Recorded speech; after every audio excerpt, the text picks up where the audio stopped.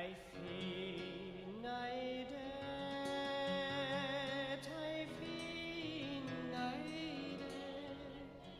pobrindola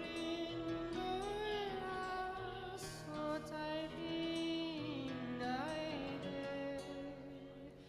grasti colino, grasti tractelino, dolla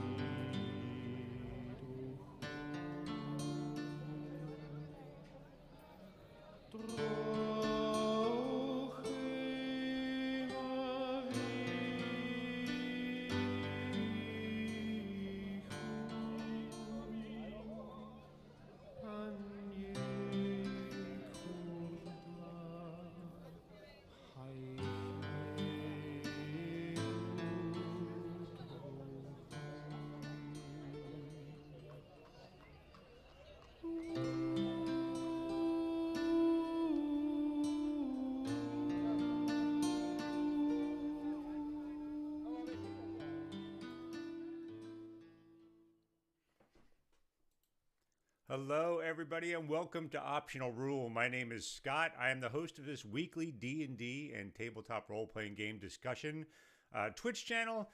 I'm glad you're joining me today. Thank you very much. Welcome. This is the discussion show. I'm going to have a few topics to talk about, but I really want to engage you if you have any questions about D&D or tabletop role-playing games, techniques, thoughts, experiences, especially. If you have anything to add to the conversation, I'm happy to read it out on air. So I hope you'll participate in the discussion today. I try to keep this to an hour, right? A tight hour.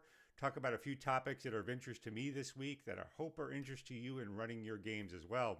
Now, I do some session prep, but I'm going to do a little bit more theory crafting today in a couple areas that I think are interesting and that I'm creating some blog posts about. So first of all, I hope you'll go ahead and give me a follow or a like on all of the social media things. I stream here on Twitch every noon on every Saturday. Usually, I think I've missed 2 weeks in the last 6 months, but I'm pretty regular. So I hope you'll join me every week for this discussion. I also stream to YouTube simultaneously, so you can watch it there. So welcome on YouTube if you're there. And if there's interest in me streaming to Facebook or something like that, let me know. But right now, I don't think there is. I'm also pretty active on Twitter. I'm Optional Rule on Twitter. I'm on the Instagrams and a bunch of other things like that. So I hope you'll give me a follow there, like, subscribe. And I really, really, really hope you'll go ahead and participate in those discussions. At the end of the day, what I'm trying to do here is foster a healthy discussion between people interested in D&D and tabletop role-playing game, particularly from the point of view of how do you run actual games, the messiness of actual games. So I hope you'll participate in that, and thank you again for joining me. I'm going to talk a little bit about sessions that I have coming up because there's a couple interesting things there, and I'm going to talk about some blog posts that I have going. So let's just jump right into it, actually. This is my session notes from last week. If you joined me last week, I am working on a set of mounted combat rules that I'm basically going to unveil next week. They're pretty similar to what's in the book. I have a blog post going up next week. That's this one here. I think it's pretty much done, but I'm waiting for Monday. I didn't get it done until Thursday night, and I had already posted that week. So I'm going to wait till Monday to post this up. But this provides a basic set of rules. I outlined them on last week's show. But just quickly to go through it, what this does is in the original rules, it works with stuff in the original rules, so it doesn't override it, it adds to it. And it also works with the mounted combat rules presented in Arcadia Issue 1 by MCDM. Great set of rules, there's a great creator behind those. Those are primarily focused on NPC mounts, which is great. I think they add a lot to your game, and I'm going to be doing that in my game coming up. I'll give you a quick peek here. I created a woolly rhinoceros mount, which is a huge beast, which I'm really looking forward to because the players are going to face off against its rider, which is sort of this Verbig Jarl, which is out hunting the players. Or actually, we ended last session with the hunting horn blowing. The players had gone through this, not comedy of errors, it was a tragedy of errors that I'll explain in a moment because there was a really great technique that I'd like to recommend there for running your games. But anyway, the players had been killed. They had to do half of them had been killed. They had to do a stealth scenario to get this item fixed to return those killed players back to life. And the killed players were in the spirit realm during the time. So that was the interesting part. I essentially split the party and had them complementing each other, but unable to talk to each other, which was really interesting. And so it wrapped up. The players got in, tense stealth mission, got the MacGuffin they needed to restore the players to life. They did it in this big, bright flash that attracted the attention of the hunter, who they're outside these little hunting grounds of, and you hear this burp, burp, this horn blows to know that the hunt is on, and they can hear the hunting dogs going, and that this person is going to start hunting the player characters. And that's where we left off after last session. So that was really a great way to leave off a session. Now you'll see I'm going to promote, there's something called there's a book called Return of the Lazy Dungeon Master. I highly recommend. That's the style of campaign prep notes that you see here. I add a few things to it. I'm not going to get into that too week, but potential scenes, secrets and information, all that stuff. When I write things in about the next upcoming session, which is mostly going to be this hunt, I'll do it in this format. But highly recommend that book by a creator named Sly Flourish. Mike Shea is his real name. Really, really insightful, great creator. I suggest you check them out. But I'm actually going to talk today a little bit about some upcoming blog posts. I said this mounted combat rules, I think, add a little bit, and I'll tell you what they are in a second. I posted this week on advancement difficulties to talk about the shape. Go ahead and check that out. I gotta be honest. I'm feeling a little self-conscious about this because I think it's an okay article, but it's very mechanical. So it talks about the shape of the advancement curve as you go up through D&D and what to expect as you begin to design adventures, especially as you get higher level. I found a couple surprising elements of that.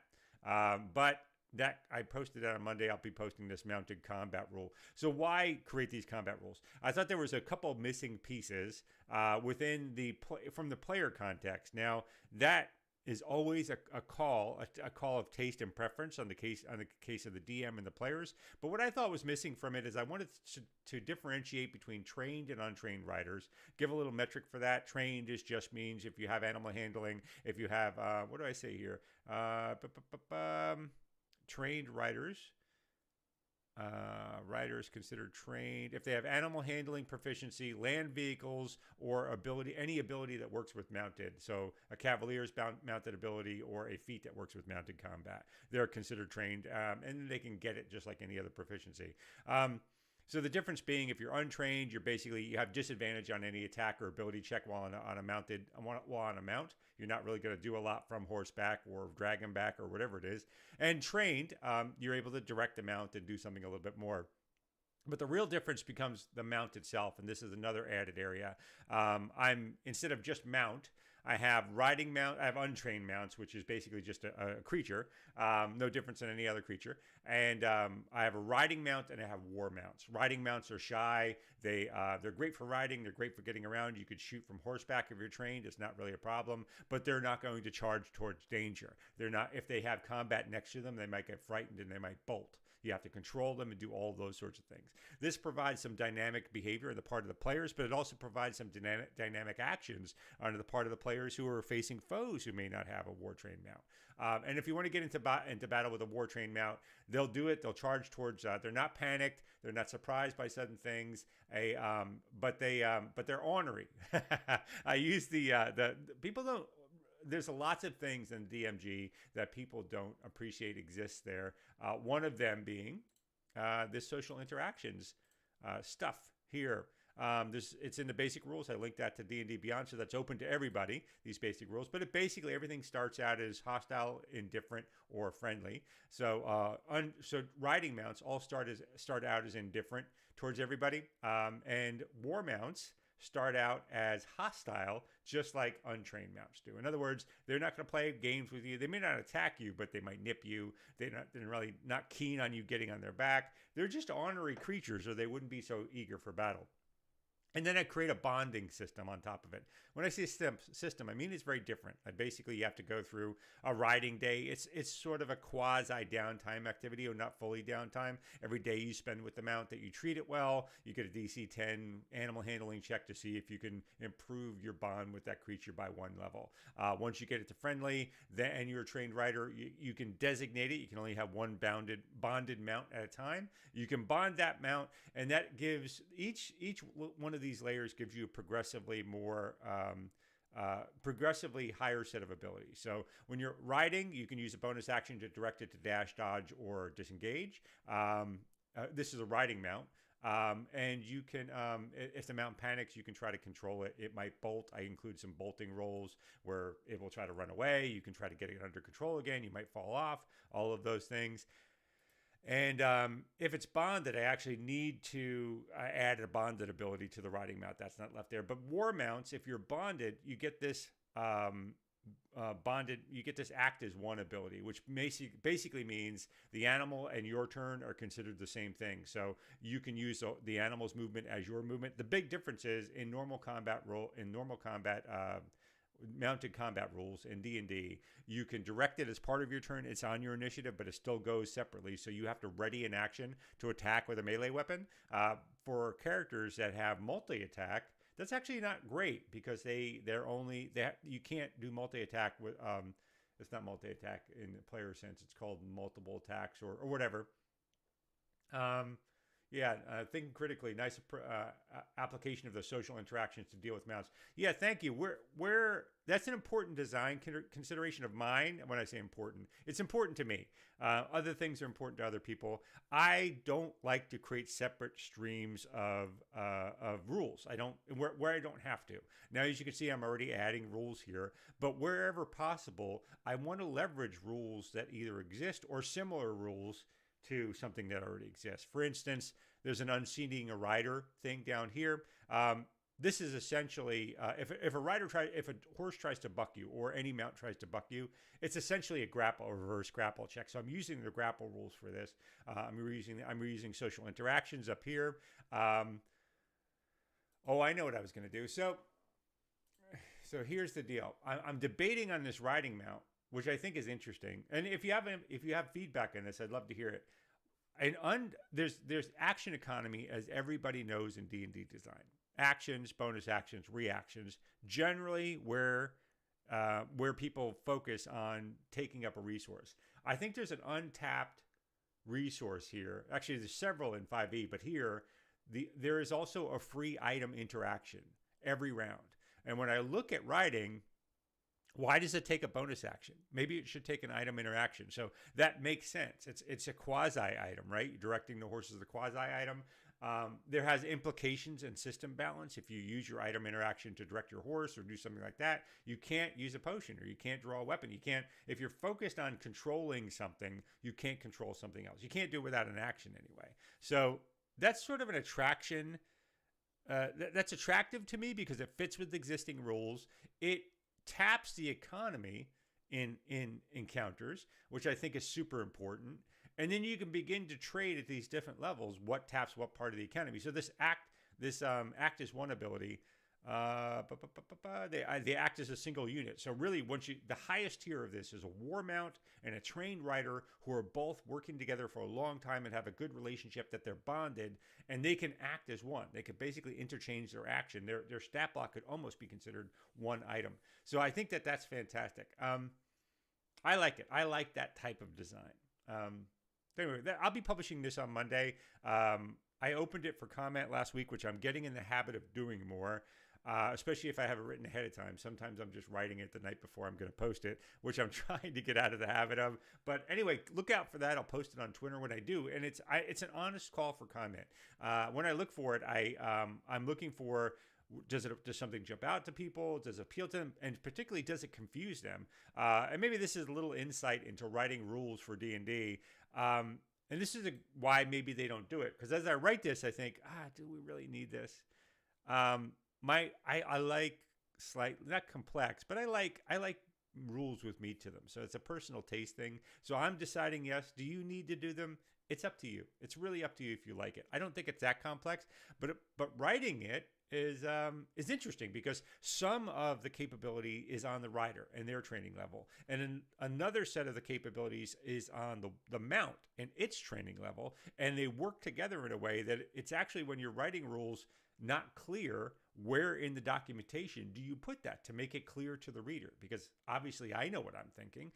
That's a lot of what my blog post is. It's stuff I've been thinking for 40 years playing games, and now I'm trying to commit it to paper, but getting it explainable to somebody else that is difficult sometimes. I think that's an interesting part of this blogging. Actually, if you go to my session notes and we go over to my blog drafts, I have a ton. This is a backlog of all the content I'll be doing. I don't think this is public right now, but it doesn't matter if it is, really. But these are what I'm working on right now is something called Readying for Surprise. I try to create some kitschy title for it to talk about. Surprise is one of those things in D&D that I was thinking critically, excuse me. Yeah, that makes sense. I'd feel shortchanged if I spent years training with a mount and still have to use a main action. That's exactly right. I think that I think the way I even open up this blog post is talking about the iconic, a few things are more iconic than the image of someone charging into battle on horseback. Yet the 5e rules don't have satisfying rule. That's redundant. Yet 5e, I should say, not the 5e. Yet 5e doesn't have satisfying rules for using mounts in encounters. I think that's true. And that's why I wanted to do it. I wanted to have, I want players to manage their life. That's one of the reasons why I think high tier play in D&D 5th edition specifically doesn't loses some of its attractiveness. Now, mileage of that statement varies based on player and taste, but I think part of the reason that does it is less and less things matter as you go up in level, and you're less and less detached to the world. And some players enjoy things like managing their mount and their relationship with the mount. Some players enjoy things like managing survival-based stuff. We know this, or else survival-based games wouldn't be so popular in video games. Whether they want it out of RPGs is a different thing, but we know that people have interest in that topic, right? So I think as you go up in levels and things like, there's a lot of rock, paper, scissors in D&D, especially as you go over level. Like survival matters unless you have a ranger in the party, in which case you're not going to get lost and nothing matters. Exposure and survival matters unless you have tiny hut, in which case it doesn't really matter at all. Rime and the Frost Maiden is a great example of this. They stack up all of these rules and this tension and this setup around the harshness of the winter and the danger of the cold. But then immediately, if you have cold weather gear, none of that matters. You can't fail your save. I went out in the wilderness. It's all good. So there's a lot of this rock, paper, scissors in D&D. Now, that's not bad design. I just think it detaches people from the action. Right? At the end of the day, you want players to be engaged with the risk in the world. You want a risk and reward framework. You want players to manage that risk, right? That's a big part of it, what adventure games are. They're managing their risk. They're choosing against the reward that they think they're going to get out of it. So anyway, back to this. I want to create a managed scenario where players are choosing mounts. They might be able to do role play or have a character element of their mount. I didn't even call it out here, but if a player came to me, I need to mention this somewhere in here. If a player wanted to bring forward their mount as a more meaningful element of their character, once you get them bonded, I might even be willing to use the sidekick rules. The sidekick rules and Tasha's are really great. The warrior ability would work very well for most mounts. There's a trade-off there because you're starting to bleed over into the Beastmaster subclass for Ranger. But that's a balance the DM has to strike for their game. If you don't have one in your game, it doesn't really matter. But if you do, you're worried about it. Just as with these rules, there's a one feat that deals with mounted combat, and there's also one subclass, which is the Cavalier, that has a mounted combat rule. I think they get advantage on anything that might knock them from the saddle. Sorry, I shouldn't be drinking it like that. I'm trying to use my little tumbler instead, so you don't see me drinking out of an amateur's bottle. But yeah, so it breaks these things down. So really what I want out of the riding mount is it's talented. It moves you around the battlefield well. If you want to do anything with it as sort of a unified action in combat, it's not the best fit. You really need to upgrade to a war mount. What I want out of the war mount is it's really deadly, but you have to put some effort into bonding with that animal, caring for that animal, and you can use it on top of it. So I think it's a good set of rules without breaking the game and going too far. And there's dangers. Like if the animal runs and bucks, there's a danger. Unseating takes some damage. If the animal's moving, you take a D6. You have to make a dex save, or you take a D6 damage, or half if you succeed. If it's dashing, you take 2d6 damage, and that's if it's not a flying creature where you're already falling, right? So again, I just want to put these single page rules out there and see what people think of them. So I'll add a few things. I'll polish this off. I'll get it published on Monday. So look for that. Look for that on Monday. The week after, I'm probably going to look at this surprise rule. And I'd like to get that into a second, because this is one of those things it's curiously, in 5e, there's a couple of things that are very common, but cause a tremendous amount of confusion, right? Surprise is one of them. People seem perpetually confused about surprise in 5th edition. What does it mean? How do they run it? There's a cognitive dissonance between some scenario setups and how surprise plays out within the system, either from the DM's perspective or the player's perspective. And for simple and as foundational an element like surprises in D&D, people often struggle with this. So I think it's worth a blog post. I'll probably get to this D&D Beyond stuff here in a second, but let me see if I can get to the section Surprise. All right, surprise rules. So surprise rules, as right out of the book itself. It sneaks. It's about sneaking up on people, but DM determines who might be surprised. If neither side tries to be stealthy, they automatically notice each other. So here, there's one setup of a problem. It's tied to stealth, and not all situations actually might be tied to stealth. So I think that introduces confusion initially. And it's here saying every side automatically notices each other. The DM compares Dex stealth checks to anyone hiding with a passive wisdom perception score, and each creates the opposing side. Any characters or monster that doesn't notice is a threat. To notice a threat is surprised at the start of the encounter. Now,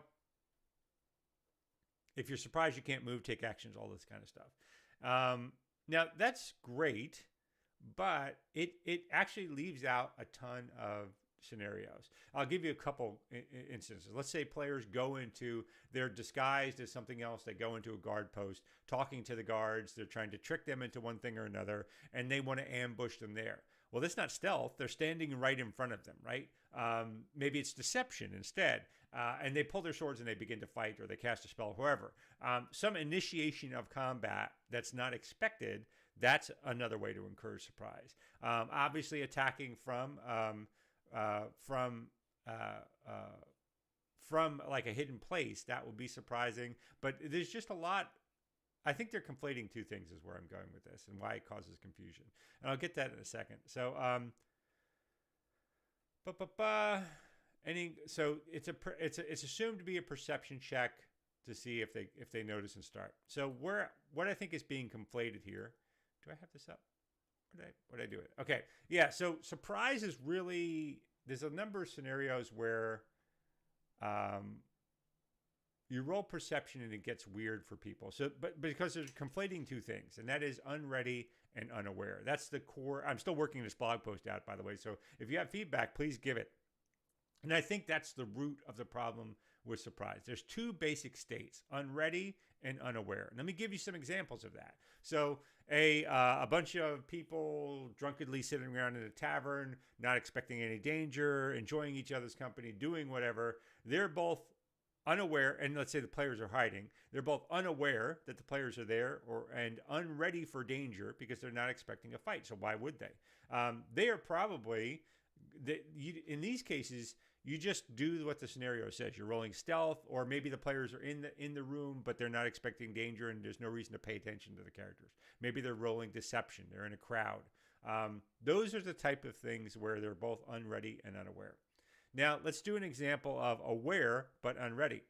So let's say the players are sneaking up to a bunch of guards who are sneaking around, like guarding a perimeter. It's a war camp, or it's a castle, or some stealth scenario where the guards are actually actively looking for danger. So they're ready for danger. They may not be right on the edge of it, but they're armed, they're armored, they're walking around actively looking, and perhaps even expecting an attack might come at any minute, but they don't see the players. In this case, they're ready, but they're unaware.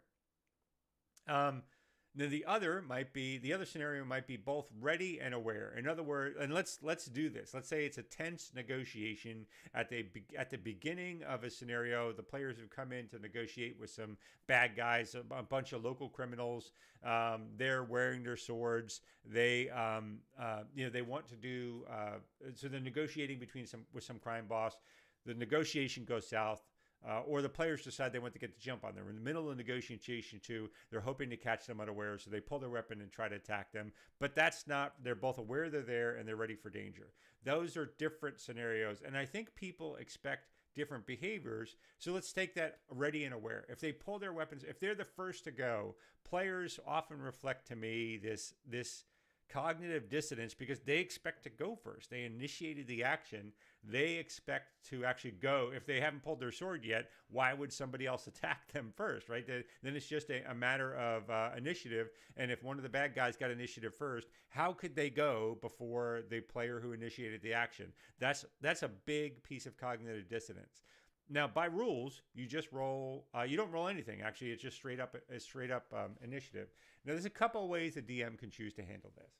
One, without any further action, you can just go according to the rules as written, which is everybody's aware and everybody's everybody's ready. There is no surprise. Everybody just rolls initiative and go. That's a bit of a cognitive dissonance. You could choose to do something like all the bad guys have disadvantage on their initiative checks. That could be true, and no surprise at all. That's another fall through. There's some trade-offs there.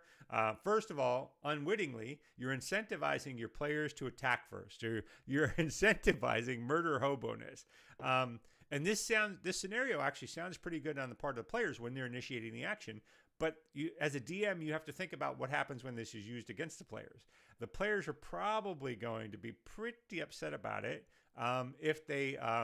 if you have them rolling initiative at disadvantage because they waited for the bad guys first. Again, that incentivizes murder hoboness and incentivizes the players to attack first and not wait for things to work out. So I personally don't think that's a great scenario. You could look at some ways that that Pathfinder Pathfinder 2 uses these scenarios. Again, I don't recommend this, but I'm just letting you know exist. What they would do in this scenario is they would actually have people roll skills as their initiative check rather than dex. So in the case I just described, the players get together in a tense negotiation with some other faction, and they decide it's going bad, and they just decide to throw down and fight and ambush them. In Pathfinder parlance, they might turn around and say, well, you can replace your initiative with your deception check, let's say, on the part of the people initiating combat and the people receiving the combat. They could replace their initiative with an insight roll. I actually might be tempted to do that in that scenario. That's a strong case of why that could be made. That mileage might vary on that in other cases, but that's something to think about. It certainly would be a good on-the-fly ruling, I think, for players. It would make a lot of sense. Now, the downside of that is because you're rolling skills and not initiative is normally dex, your dex modifier.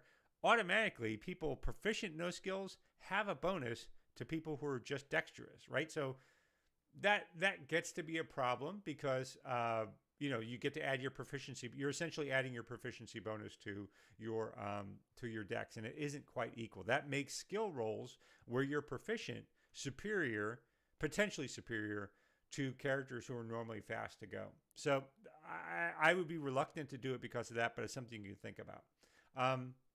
The other thing you just say, well, too bad, it's just nobody's surprised. It goes by regular initiative. Everybody kind of saw it's like the fast draw, even though you might try to draw first, maybe the other person's faster than you. That's actually, I think, what the rules intend to do. What I do is what I tend to do is if you're aware and ready, nobody is surprised. That's where I'm going with this. If you're unaware and you're ready, in other words, that scenario I put before, your guards roaming around a guard post and they haven't seen the players yet, but they're ready for action. I actually would give those guards a perception check. By rules as written, I think they wouldn't. They would say that the roll to see the players is already the failure, so they're already surprised. That doesn't sit well with me because what's the point of guarding? What's the difference between guarding and just being asleep at that point? I think there needs to be a differentiator. Going around this table more. Likewise, if they're unready but they're aware, in other words, if there's some reason to pay attention to the character, so that they're in a bar and the players are sort of getting near them, they're not really ready for combat, but the players are acting a little weird, or there's some reason why there's been attention drawn to them, like some people at their cabin not ready for trouble, but the players sort of, hey, stranger, and they come out of the night and they might be talking to them. I think they would get a perception check to be, or an insight check in this case, to be not surprised. And then automatically surprised is basically if the players have snuck up on some people partying and there's no reason for them to be ready for combat, and they've already succeeded on their stealth check to get there. They're just unaware, and automatically everybody is surprised. So those are the 4 breakdowns that I'm going to put into this blog post. It's not earth-shattering, but I do think it's going to help people work through their cognitive dissonance about why surprise is so difficult to think of. And the DMG and the Player's Handbook does not break it down that way. You need to start thinking about the scenarios where between unready and unaware. You don't need to, but I recommend it. So that's where I'm going with that. And that'll be probably 2 weeks, not this Monday, but next Monday. I have a huge backlog of blog drafts. I'll go by that quickly to tease some things. I think last week I did talk about tragic storylines. I intend to do a blog post about that. I have some draft around that. I have Tales from the Group, which is how do you promote role playing during the session? How do you pitch a great game to new players? Talk about balance in D&D is not what people think. That's true. Really, balance is about maintaining parity between players, not balance in terms of controlling power levels. I think that's a mistaken property in D&D. 80-20 rule in gaming and game prep. Presenting disabilities in games. There's a lot of talk about accessibility, which is fantastic talk. Highly recommend it. Dream Wisp on Twitter is Jennifer Kirchmer, I think her name is. Great advocate of that. Evil Hat Games. There we go. Sorry, Evil Hat. They have a great supplement about accessibility in games that you can buy for $10 on RPG Now, I think it is. At least off their site. Go ahead and Google it. Great. Mostly, again, focused on accessibility of running games. So anyway, those are great, but I don't think we talk a lot about how to present disabilities in games and some of the nuances. I never tried to say you must do it this way. I love to throw out a couple of options that people might want to think through it. And specifically, something I think is under-discussed. I have a disability. It's not apparent when people look at me. Actually, I have a couple. But I don't like people clumsily doing disabilities in games. I mean, I don't get offended. I'm not a cancel culture guy. I don't do that, but I can say I would rather someone not express a disability in a game, like a character is missing a leg or just have some disability. I would rather them not do it than do it clumsily. And I just talk about that. And I think there's a number of people with disabilities who think the same way. Because nobody's all things. Like everybody has different opinions. Anyway, I'll present that. I'm presenting one while I'll do internally. I just did a tweet this week. There's nothing listed here, but I did a tweet this week on sources of artwork for your published D&D stuff, your online stuff, your blog posts, where you can get them from legit. And I'm going to post a little bit about that, running warfare campaigns and the pain of why it's so difficult to design a lasting damage system in D&D. I'm going to do those blog posts in the future. But the one I'm preparing for next week, the one I'm preparing next week is the Mountain Combat one, which is in my blog now as a draft. And this one is going to be on, the one after that is going to be on surprise, like I just talked about. So I think that's, I think I'm looking forward to that. I think it'll be useful. One question I got on Twitter was, am I going to publish some D&D material? Yes, I'm going to publish. When they say that, they either mean an OGL or on DM's Guild. Probably DM's Guild, but I might do OGL. So what I'm going to do is there's a number of rules like Thrilling Heroics rules that I posted previously to the blog, just lots of different rules. And I am going to create an anthology. At minimum, I'm going to do an annual and sort of compile I might do every 6 months because I'm publishing a lot of material. Do sort of a periodic where I publish all that into an improved version for sharing on the DM's Guild. If you look under RPG resources, there's a bunches of different articles. So the ones that people reacted well to, Zen of Rewarding Experiences, engaging players in magic item creation, 5 skills challenges in 5e, traps, safety and consent checklist. All of this stuff I think would make a great sort of anthology. And I'm debating on names. I'm thinking about optional arcana or I don't know. We'll see. But anyway, I'll do something like that. I intended to publish some stuff this quarter. And I've started on that, but I mean, bluntly, we lost my brother to a heart attack 2 weeks ago, which was surprising for all of us. He was not an old man. Well, not a young chicken, but he wasn't an old man. And so it really knocked me for a loop. So honestly, I'm fine doing the game and the blog, but it just really unexpected. So I'm going to take this quarter to sort of focus on my family and some things like that and do whatever. Optional Arcana is a great name. Thank you very much, Fever Dream Studios. I appreciate it. Hi, welcome to the stream. I love your content, by the way, on Twitter. It's great to have you here. Optional Arcana, I like it too. Yeah, I'm glad to hear that. So the initial, same thing with Optional Rule. I love Optional Rule games. That's the company I incorporated. Optional Arcana, I like it. I'm digging it. Hopefully no one will take it, but I don't think nobody watches this stream anyway. Thank you very much, Jerry Dice Roll. It's already here. Yeah, we all go through tragedy. We all go through it differently. So I don't want to dwell on that, but I will say, it's always a reason to be kind to each other. We never know where we are. And gaming, it's relevant for gaming. I'm not trying to talk about woe is me. Everybody has their tragedy. It's relevant for gaming because it's a social hobby, right? So we're engaging each other in these arguments. We're sometimes there are arguments and maybe discussions.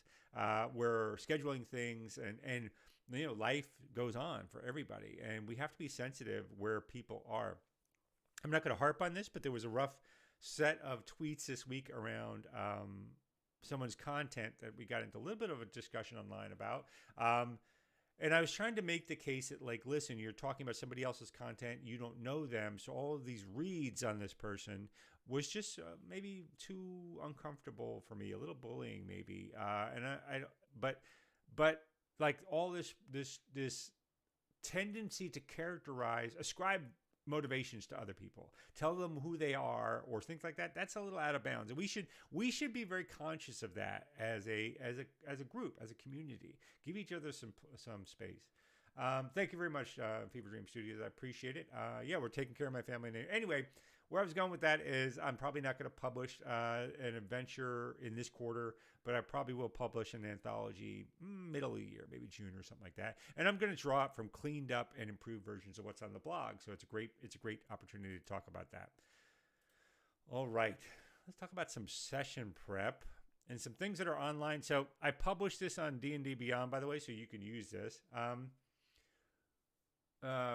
Fever Dream Studios. Yeah, it was a little much. I myself have a document of GM expectations. Oh, you're talking about the tweet itself. I have a chat with each one of my players about it. So give a background. Thank you very much. So that's a good technique, by the way. So give a little background. There was a tweet earlier this week about where somebody took someone's GM player contract and posted it online. And there's a couple of tiers of why this was really weird. The first being the person who posted it to Twitter, it was not their content, right? It was somebody else's content. And this was, as far as we can tell, they weren't posting from a tweet where someone was making a recommendation. They weren't pointing to a blog post. They weren't pointing to any published content whatsoever. So they just took something out of context from a game they didn't at least present anything about and publish it online. And I think that's underhanded because that person didn't ask for you to pick them out of the crowd and then have your users and followers troll them. And anyway, so that was the core of it. But what the core of it was is a published set of GM expectations. I should do this. I think I have pitch deck in here. I'll show it to you. I think publishing your expectations is a really great technique for most DMs. Now, you want to watch your tone, and that was the criticism of this user, which was not unfounded, was that a lot of people would read that as a little bit maybe hostile or a little bit adversarial, and those are all fair. You don't know this person, you don't know the context, so it's unfair to comment on that specific person, but it is fair to say the tone has to be good. What am I looking for here? Pitch. I think pitch deck. I think I posted my pitch deck. My site's so slow. It's killing me, man. It's killing me. I don't have my pitch deck published. Oh, shame on me. Okay, well, I have a pitch deck where I did a bunch of slides that give sort of the tone of the game, the movie rating I would give it, what are the elements in it. I have a safety checklist. I think that kind of communication to players is super, super, super useful. I'm going to go in a different window and then pull it up here so you don't see all the content in my drive. But let me go...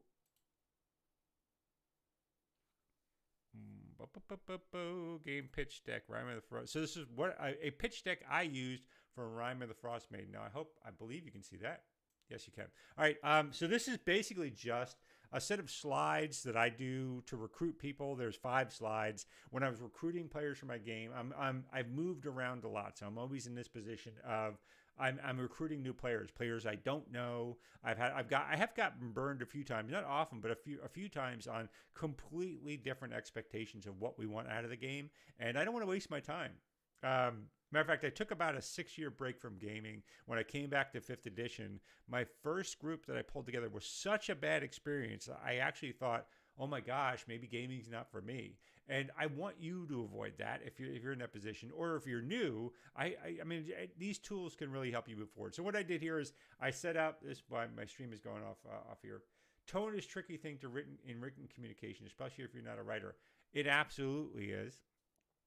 That's something amongst the many replies I think is worth calling out, especially if you're not a writer. Now, that came up a lot. I think one of the most perplexing replies I saw to this from a person I consider a good person, and I don't think they thought they were dragging this person, but they still said something like, "Well, they're a professional." What do they call themselves? A professional document preparer or something like that. It was something weird, and I remember thinking, surely, like D&D has to be playable by everybody from like 12-year-olds to 70-year-olds, right?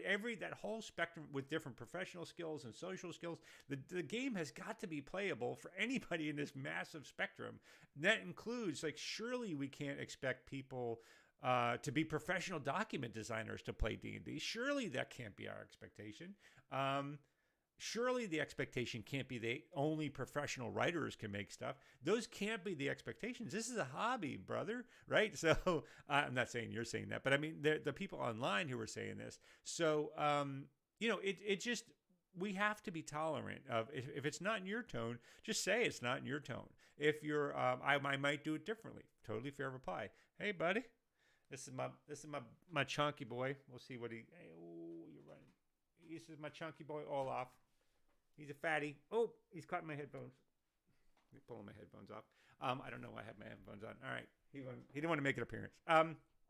But the point being that we've got to have this playable to people. So even I put up lots of stuff. This is all for you to think about what might or might not be useful to you. It is not to say what to do or what not to do. So let me quickly run through this. Let me see. Favorite Dream Studios. Tone is a tricky thing. Written communication. I already said that. Is it something I have to think about with great length? I am neurodivergent, and that is classic feedback I've received. Thank you very much. Thank you so much for saying that. So I am too. It's not typical. I said I had a couple of disabilities. Mine is one of them. I'm neurodivergent as well. Not autism. That's what people normally think. I don't want to break down what it is because it's not important. What's important is I have it. I think I see things differently. I don't need your diagnosis either. What matters is you see things differently. So taking a moment to think, man, different communication styles reach different people in different ways. Sometimes blunt and specific is a really great fit. And what we might read as hostile speaks very well to that audience. So it was super inappropriate to basically take this person we don't know anything about, throw their stuff online without their permission, and then poop on them. That was super inappropriate. Super. Like, I can't express enough how much I think that's inappropriate. But if we did, assuming that this has to be received and read in one specific way, and then reading in all of these presumed personality traits about this person, also super inappropriate. If you want to advocate for diversity, if you want to advocate for inclusion, you got to put your money where your mouth is. It can't just be you as the champion of this perceived wrong. It can't be. So when we're kind to each other, take a step back, because all of these people, there was always some version of them imagining. I had one responder, I ended up blocking actually, talk about like, well, what about these players? And they imagined these fake players against a real person put that document together, and they're championing these imaginary players that we don't know anything about, that just exist in their mind. And this is where cognitive bias comes in, because it's really about them as the champion for the imaginary players, and maybe not as much about the imaginary players as that person thinks, right? And that is a source often of toxic online behavior. We create straw men when in reality it's about you as the hero, or it's you as the champion. And I think it's something we want to think through, right? We want to express, we want to make our stand. We want to be explicit. We want to be strong, stand our point of view. Your point of view is every right to be at the table just like anybody else's, but it's a bridge too far to begin to tell somebody else who they are. And your neurodivergent topic, Fever Dream Studios, thank you for bringing that up, because we can't make that assumption about people and just let them be. And if we can't find a common ground to talk, then maybe it's fair to say, listen, I don't know where to go with this, because D&D also has to be playable by people who are not professional psychologists, right? But just say, listen, this is as far as I can go with this and not move forward. Anyway, there's something I have to hard to think about, but I'm neurodivergent. I think it has been, this is Fever Dream Studios again. I think it's been a strength for me. I have become conscious of communication styles, and neurotypical people might not have to face it with intention. Yes. Boy, this stream's going a lot of different places than I'd imagine it. It's good. I love it. I love it, by the way. Thank you so much for bringing it. Yes, I would love to hear your thoughts on this. So this is, I mentioned I'm not non-neurotypical. Again, I'm not going to break down into it. There's a great book. Is it Good to Great? There's a book called Good to Great about business. I'm an older man, so I'm in business. Anyway, there's a number of studies that a high number of CEOs, successful CEOs, are dyslexic, which is also neurodivergent, right? And or have ADHD and a few other things like that. They and a high, like a very high proportion of successful CEOs are that, and it's typically because they've had to adapt their behavior. They've had to adapt or learn how to learn, or whatever their compensation methodologies ends up being the thing that made them super successful in business, but was horribly horrific for them as a child. Now, we face that in D&D, that same thing. People have different, I would reflect exactly the same thing. I've been blessed in terms of, I come from poverty, but I've been very successful in my adult life. And everything that made me successful, most things, originated either with gaming. So I say that either with gaming, like my organizational skills, my discussion skills, my artistic skills that came out of that. A surprisingly large amount of that applies to business, or has come out of my adaptive strategies for my neurodivergent, not difficulty, but my it's not difficult. It's actually, I like me. I like this about me. It's just, I don't think the canned ways that I don't work well in the center of the bell curve. I work on the edges of the bell curve, like a lot of neurodivergent people. You're not unusual. It's just the things that work for the masses don't often work for you. That's all it means. You're weird. You're not different. You're just consumer grade stuff doesn't generally work for you. That's all it means. That's all it means.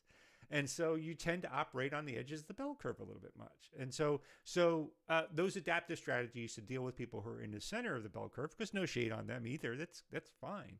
Those end up making you successful. So it makes you empathic sometimes. It makes you consider things more thoughtfully. It makes you a good gamer. So I would keep this about gaming, right? So drawing back to it, you start developing NPCs. You have more depth to your NPCs because of the thought you put into your neurodivergent challenges. You have storylines that are different than other people might put them out there with.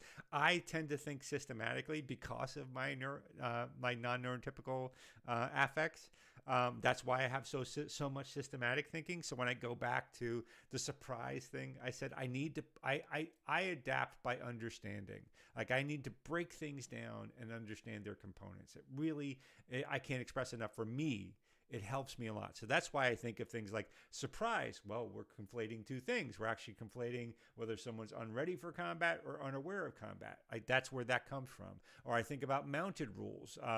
Mounted rules are really an affect of both rider skill and mount skill. And what are those differences? That's how I come up with my mounted combat rules. So those are fueling my way. I'm not so neurodivergent that I'm an alien to people. They can understand it too. It just causes me to think about it.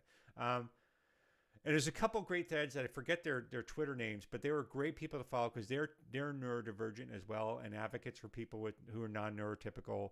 And I think they explained it in a very accessible way, like very accessible way. I'm so proud of those Twitter users. But check them out as well. And it's worth considering where other people coming in for your games. Determines I can't spell anything. That's part of my non-neurotypicalness, by the way. Besides just being not great at spelling. So yeah, I'll post this here.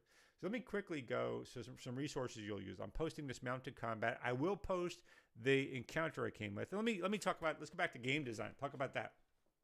There was something that happened last week that I actually worth talking about. Maybe that'll probably take most of the rest of the time.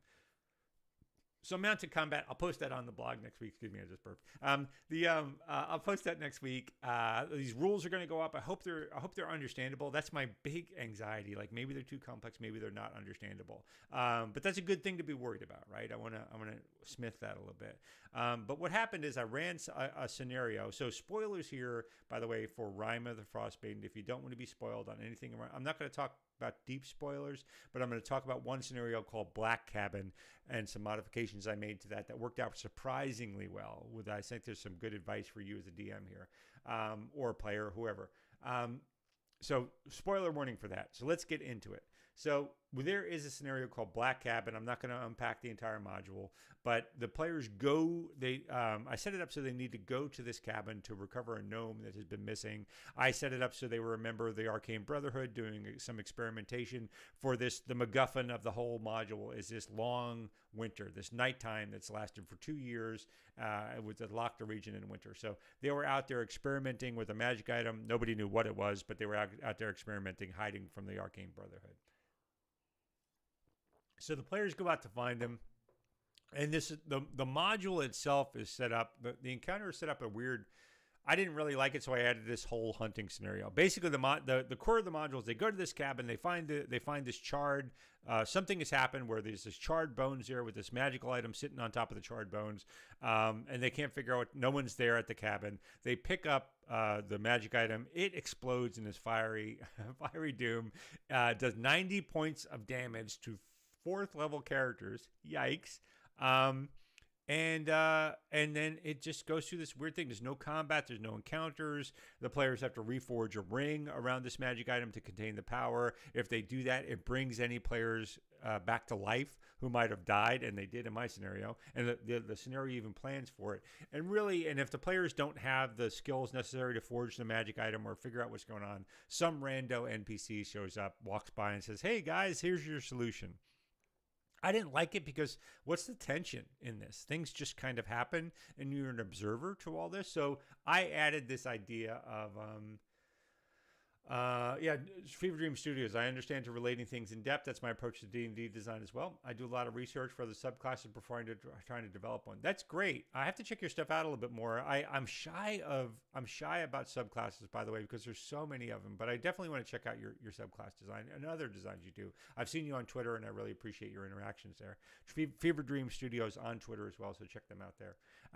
So back to this. So what I wanted to add is a tension to this scenario. So I had this Verbig hunter, this Jarl, who down in a gorge below where the cabin is, has a hunting lodge where they've been hunting people. I'm not going to get into the depth there, but and I wanted to give some players some direct agency to be able to rebuild this item. So I'd set up that they had kidnapped a artificer that was working with the gnome, so that gave the players some place to go to recover somebody to fix this ring. That gave them some agency and some action rather than just have somebody wander by. And then there's 2 things I actually wanted out of it. I'll show you. I recommend you use this in your notes as well. Let me go to my session notes. In my session notes, this is Return to the Lazy Dungeon Master, but something I add is themes, and I always add a section of what do I want out of this session, right? And there's a couple of just practical things I want. I want to get a good weapon to Store, who's a barbarian character in the game. I also want to there's Liger, who's a ranger. We roll hit points because I give the player characters an option. I love to give choices with risk to players.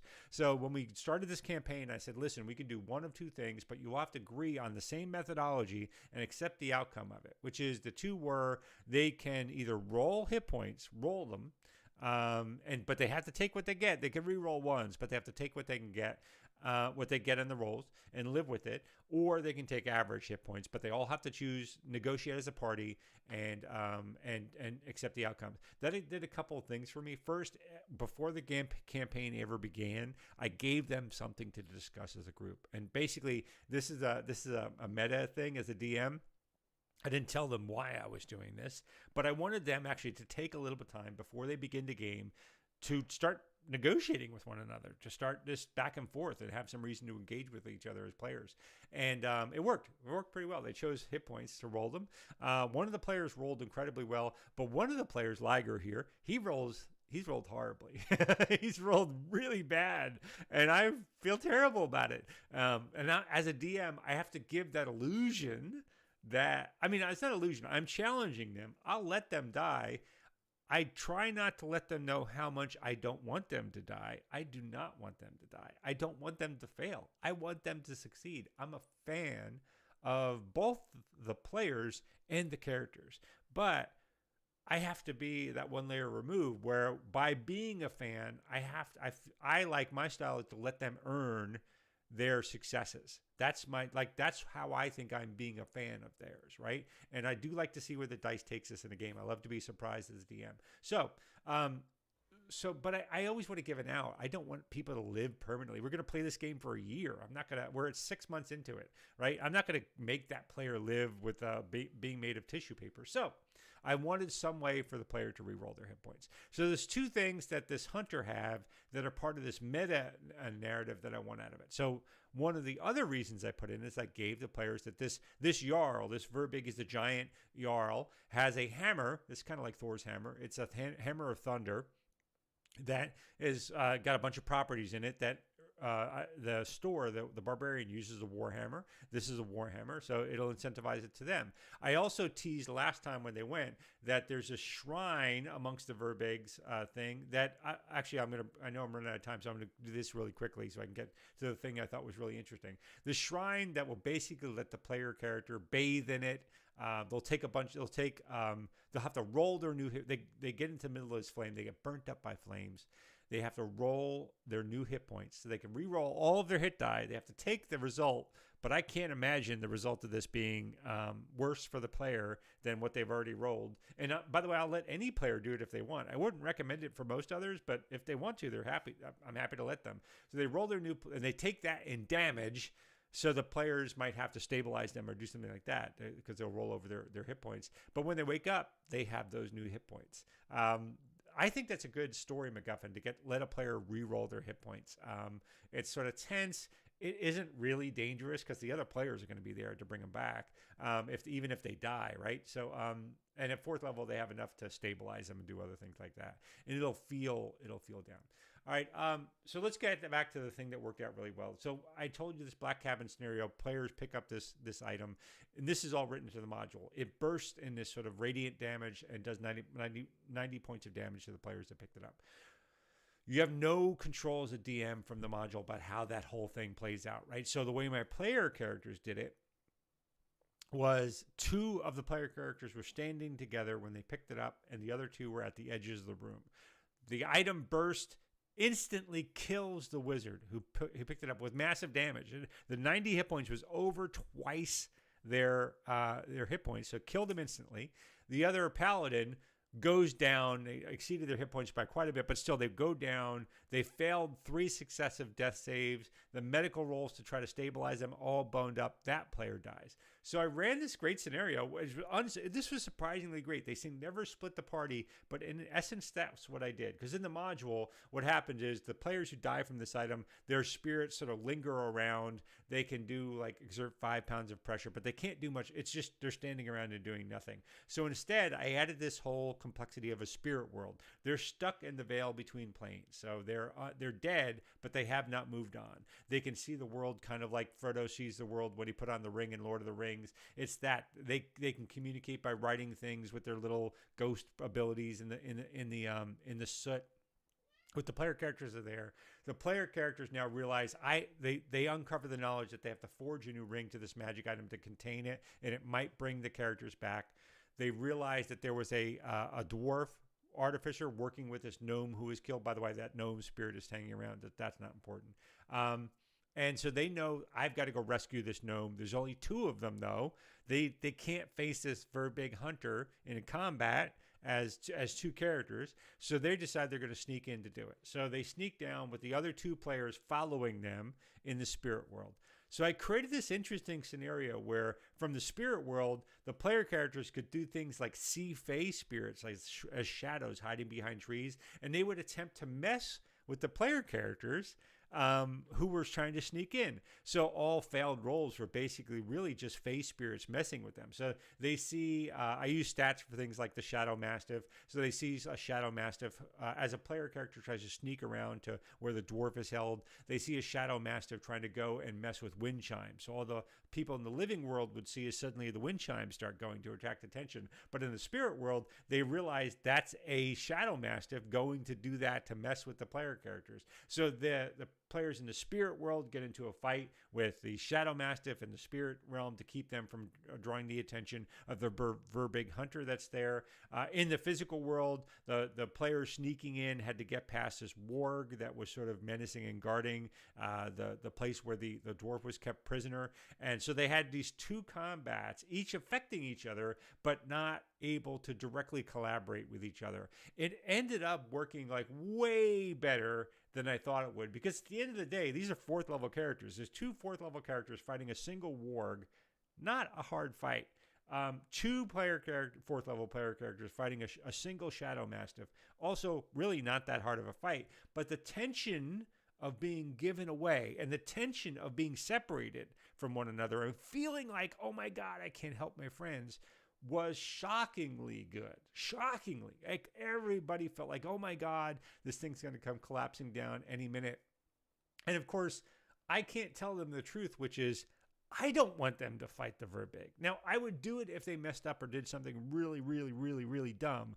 But it's one of those scenarios that as a DM, I have an unspoken rule that I'm not sure the players realize how much I'm bought into this. That is, if there's something I don't want to happen and you don't want to happen, I might have it happen. But if you give me any way out of this, I'll take it.